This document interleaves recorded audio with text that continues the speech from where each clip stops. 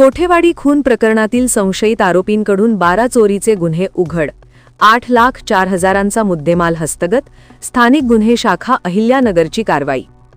अहिल्यानगर कोठेवाडी खून प्रकरणातील संशयित आरोपी रोहित नादर चव्हाण वय 26 राहणार चिचोंडी पाटील अहिल्यानगर व त्याच्या साथीदारांकडून अहिल्यानगर व बीड जिल्ह्यातील एकूण 12 घरफोडी व जबरी चोरीचे गुन्हे उघडकीस आले आहेत। या कारवाईत स्थानिक गुन्हे शाखेने 8,02,400 रुपयांचा मुद्देमाल जप्त केला आहे। शेवगाव तालुक्यातील ढाकणे वस्ती येथे 15 जानेवारी 2026 रोजी पहाटे घरात घुसून चाकूचा धाक दाखवत सोन्याचे दागिने व रोख रक्कम लुटण्यात आली होती।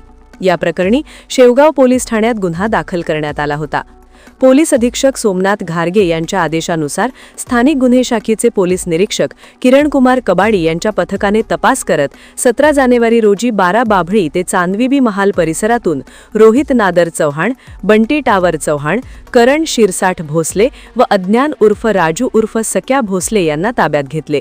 या प्रकरणातील विशाल टावर चव्हाण हा आरोपी फरार आहे। आरोपींकडून 54 ग्रॅम सोन्याचे दागिने, मोटारसायकल व शस्त्रे असा एकूण 8,04,000 रुपयांचा मुद्देमाल हस्तगत करण्यात आला असून पुढील तपास सुरू आहे। स्टार 1 महाराष्ट्र न्यूजसाठी इरफान पठाण।